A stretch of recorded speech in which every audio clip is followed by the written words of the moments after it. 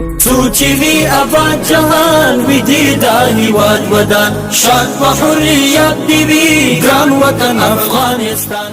بسم الله الرحمن الرحيم حامدا ومسليا أما بعد. قال الله تعالى في محكم كتابه وهو أصدق القائلين: أعوذ بالله من الشيطان الرجيم. بسم الله الرحمن الرحيم. ألف لام ميم ذلك الكتاب لا ريب فيه هدى للمتقين. وعن عثمان بن عفان رضي الله عنه عن النبي صلى الله عليه وسلم قال: خيركم من تعلم القرآن وعلمه. وعن أبي موسى الأشعري رضي الله عنه قال: قال رسول الله صلى الله عليه وسلم: القرآن حجة لك أو عليك. صدق الله العظيم وصدق رسوله النبي الكريم. لهر سوران دي السلام عليكم ورحمة الله وبركاته. الله رب العزت دې وکړي چې جوړ روغ او د صحت جامې به مو پر تن وي او دغه مبارکه شپه به مو تر دې دمه منوره پیل کړې وي.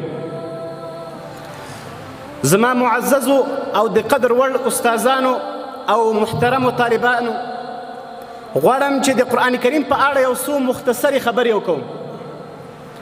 طالبانو، کومه آیت کریمه چې ما ستاسو په حضور کې تلاوت کړه، هغه کې الله رب العزت فرمایي: ذلك الكتاب لا ريب فيه هدى للمتقين. دا یو داسې کتاب ده چې په دې کې شک او شبهه نشته او دا هدایت ده د متقینو دپاره. دا داسې یو کتاب ده چې په دې سره الله رب العزت ډېر قومونه هغه لوړ کړي، عزت یې ورکړی، او ډېر قومونه یې په دې سره هلاک کړي، راغورځولي دي. او دا داسې یو کتاب ده چې له هدایته ډک ده. قرآن عظیم الشان داسې یو سپېڅلی کتاب ده چې زموږ او تاسو نجات پکې نغښتی ده. ځکه رسول الله مبارک صلی الله علیه وسلم فرمایي: ان الله يرفع بهذا الكتاب اقواما ويدعو به الاخرين. په دغه کتاب سره بېشکه الله رب العزت ډېر قومونه پورته کړي، عزت یې ورکړی، او ډېرو قومونه هغه هلاک کړي، راغورځولي دي. رسول الله مبارک صلی الله علیه وسلم فرمایي: خیرکم من تعلم القرآن وعلمه. په تاسو کې بهترین افضل کس هغه کس ده چې قرآن په خپله زده کړي او بل ته یې ورسوي. طالبانو ورونو، تاسو په دغه کې سوچ وکړئ. رسول الله مبارک وایي خیرکم، په تاسو کې بهتره. دغه الفاظ د رسول الله مبارک دي. په بل حدیث کې رسول الله مبارک فرمایي: القرآن حجة لك وعليك. دغه قرآن کریم به ستا لپاره دلیل وي یا په تا باندې دلیل وي. په دې اړه علما څه وایي چې دا قرآن کریم به ستا لپاره دلیل وي؟ هغه داسې که چېرته تا په دې قرآن کریم باندې عمل کړی و، دغه قرآن کریم د تلاوت کوو او دغه قرآن کریم ته د خدمت کړی و، یعنې نورو خلکو ته دې رسوو، په دغه صورت کې په بل حدیث کې راځي رسول الله مبارک وایي هغه تاسو قرآن کریم تلاوت کوئ ځکه دا د قیامت ورځ د خپل ملګري لپاره شفاعت کوي. ان تر دې چې بل حدیث کې داسې الفاظ هم راځي چې دا الله رب العزت ته وایي چې ته د دغه کس څخه راضي شه، ځکه زه د تلاوت کړی یم، په ما یې عمل کړی، الله رب العزت به له هغه څخه راضي شي. همدارنګه په بل ځای کې وایي که نه: او علیک. دا قرآن کریم بیا په تا باندې دلیل وي. د دې مطلب علما داسې بیانوي که چېرته ته د قرآن کریم تلاوت نه کوې او په دې قرآن کریم باندې عمل نه کوي، نو دا قرآن کریم به د قیامت په ورځ په تا باندې دلیل وي.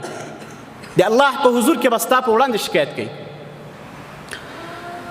انس رضی الله عنه فرمایي چې رسول الله مبارک نه ما روایت نقل کوو چې هغه وایي په د الله رب العزت خاص ملګري هغه دي چې رسول الله مبارک فرمایي چې هغه قرآن کریم والا دي، یعنې قرآن کریم تلاوت کوي او په هغې باندې عمل کوي.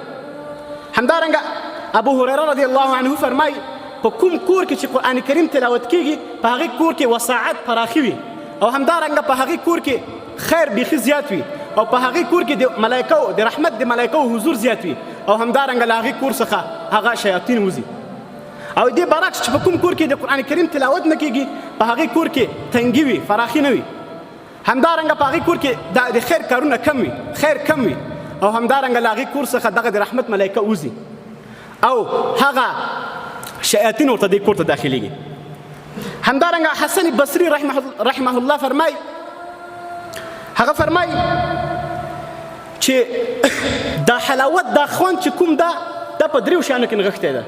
لومړی په لمانځه کې هغه انسان چې لمونځ کوي هغه په دې خوند باندې پوهېږي، دغه خوند په دغه لمانځه کې نغښتی، همدارنګه د قرآن کریم په تلاوت کې دغه خوند نغښتی او همدارنګه په ذکر کې که چېرته تا دغه خوند په دغه درې شیانو کې ومونده نو ته پوه سه په دې باندې ته همیشهتوب وکړه په دې باندې دوام استمرار وکړه او په دې باندې خپل نفس ته زیری ورکړه او که چېرته د دې برعکس په دغه خوند باندې ته پوه نه شوې نو بیا ستا هغه دروازه بنده ده.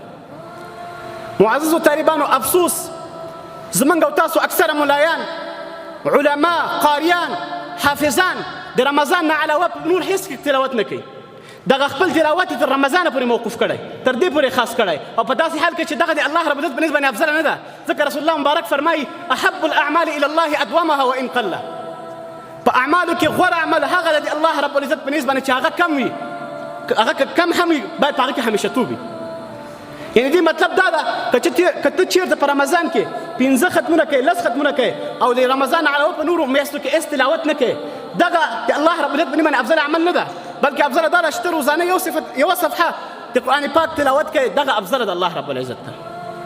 یوه لنډه واقعه درته وایم د ابراهیم ابن عبدالواحد المقدسي رحمه الله په اړه هغه وصیت کې ضیاء مقدسي رحمه الله هغه ته وایي هغه چې کله د علم لپاره سفر پیل کړ نو هغه ته ابراهیم مقدسي رحمه الله وفرمایل ته قرآن کریم ډېر تلاوت کوه او دا مه پرېږده ځکه دا قرآن کریم څه تلاوت کوي دا تا خپل مطلوب ته رسوي هغه مطلوب ستا یعنې علم حاصلول دي که نه هغه ته تا رسوي او که چېرته ته دا زیات تلاوت کوې د دومره زیاتې اندازې په اندازه به ته هغه خپل مطلوب ته رسېږي. دا ضیاء المقدسي رحمه الله وایي دا ما تجربه کړه تر دې چې زه دې تجربې ته ورسېدم چې په کومه ورځ به ما تلاوت زیات کړی و نو زه به د حدیثو سیما به ما ډېره ښه اورېدله د حدیثو سیما به مې ډېره ښه کوله او د حدیثو کتابت به ما ډېر ښه کوو په حدیث به ډېر ښه پوهېدم او چې کله به ما دا یعنې د تلاوت کم کړی و بیا به زه په حدیثو سیما به ما سمه نه شو کولی کتابت به مې سم نه شو کولی او په حدیث به سم نه پوهېدم. راځم د موضوع خلاصې ته هغه د موضوع خلاصه دا ده چې طالبانو وروڼو موږ او تاسو ته پکار ده چې د دې قرآن کریم سره تعلق زیات کړو او د دې قرآن کریم تلاوت کو او همدارنګه په دې قرآن کریم باندې عمل وکړو او دې قرآن کریم ته خدمت وکړو. خدمتي دا ده چې نورو ته ورسوو. استغفر الله لي ولكم ولسائر المسلمين والسلام عليكم ورحمة الله وبركاته.